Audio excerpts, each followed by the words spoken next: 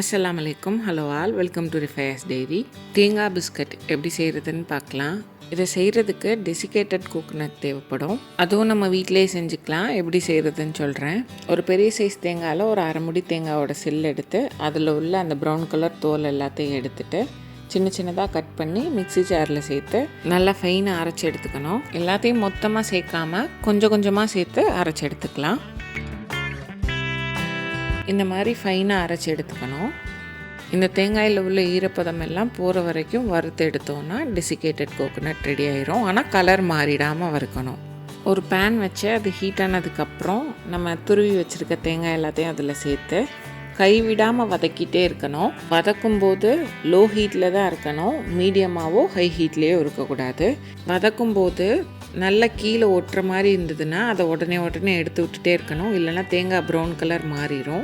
தேங்காயில் உள்ள ஈரப்பதம் போகிற வரைக்கும் வதக்கணுன்னா போதும். இந்த அளவு ட்ரை ஆகி வந்ததுக்கப்புறம் இதை வேறு ஒரு பாத்திரத்துக்கு மாற்றி நல்லா ஆற விட்டு ஒரு ஏர்டைட் கண்டெய்னரில் சேர்த்து ஃப்ரீசரில் ஸ்டோர் பண்ணிக்கிட்டிங்கன்னா 6 மாதம் வரை நல்லாயிருக்கும். இப்போது தேங்காய் பிஸ்கட் பண்ணுறதுக்கு ஒரு மிக்சிங் பவுலில் நான் 100 கிராம் பட்டர் எடுத்திருக்கேன். இது அரை கப். பட்டர் இதில் சேர்க்கும் போது கை வச்சு அழுத்தினோன்னா இந்தளவு சாஃப்டாக இருக்கணும்.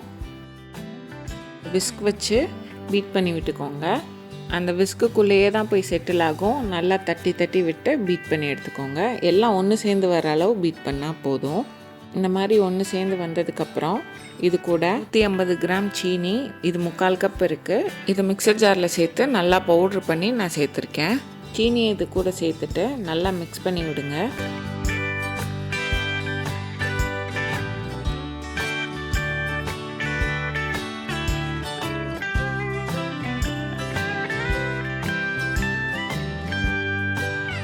சீனியும் பட்டரும் இந்த மாதிரி ஒன்று சேர்ந்து வந்ததுக்கப்புறம் இதை நல்லா பீட் பண்ணணும். ஸ்டார்டிங்கில் கொஞ்சம் எல்லோ கலரில் இருக்கும். அதுக்கப்புறம் நல்லா பீட் பண்ண கலர் மாறிடும்.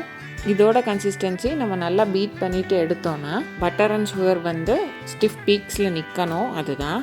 அடுத்தது இது கூட 100 கிராம் டெசிகேட்டட் கோகோனட் சேர்த்துக்கலாம். இது 1 கப். தேங்காய் சேர்த்துட்டு ரொம்ப மிக்ஸ் பண்ணிடக்கூடாது.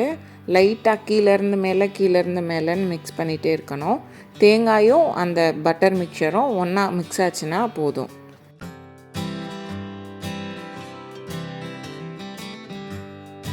இந்தளவு மிக்ஸ் ஆனதுக்கப்புறம் இது கூட 130 கிராம் மைதா சேர்த்துக்கலாம். இது 1 கப்.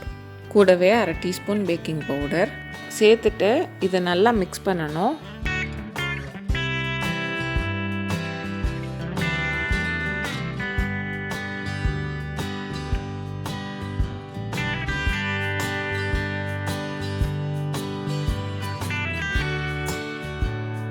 ரொம்ப அழுத்தம் கொடுத்து ஃபோர்ஸாலாம் மிக்ஸ் பண்ண தேவையில்லை. கீழேருந்து மேலேன்னு மிக்ஸ் பண்ணிகிட்டே இருந்தோன்னா அதுவே கலந்து வந்துடும்.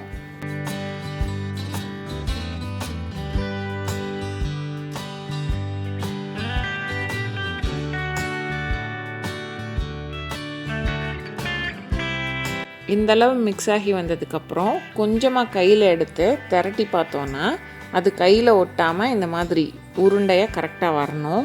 இப்போது கை வச்சு எல்லாத்தையும் ஒரு தடவை நல்லா பிணைஞ்சு விட்டுக்கலாம். இது நல்லா பிணைஞ்சிட்டு நம்ம கை எடுத்து பார்த்தோன்னா கையில் எதுவுமே ஒட்டாமல் இருக்கணும். அதுதான் கரெக்டான கன்சிஸ்டன்சி. இது ஒரு 15 மினிட்ஸ் ஃப்ரிட்ஜில் வச்சுக்கலாம். அடுத்து கையில் நெய் தடவிட்டு இதிலேருந்து கொஞ்சமாக எடுத்து நம்ம கையிலேயே வச்சு திரட்டணுன்னா கரெக்டான ஷேப்பில் வந்துடும்.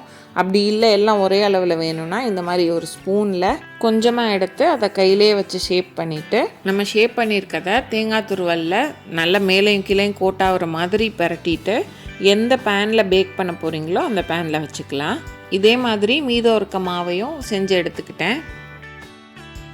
நான் இன்றைக்கி அவனில் பண்ணியிருக்கேன். நீங்கள் வீட்டில் ஸ்டவ் டாப்பில் பண்ணுறீங்கன்னா ஒரு அடிகனமான பாத்திரம் எடுத்து அது மேலே தூக்கி வைக்கிறதுக்கு ஸ்டாண்ட் வச்சு அதை மூடி ஒரு 10 நிமிஷம் ப்ரீ ஹீட் பண்ணிக்கோங்க.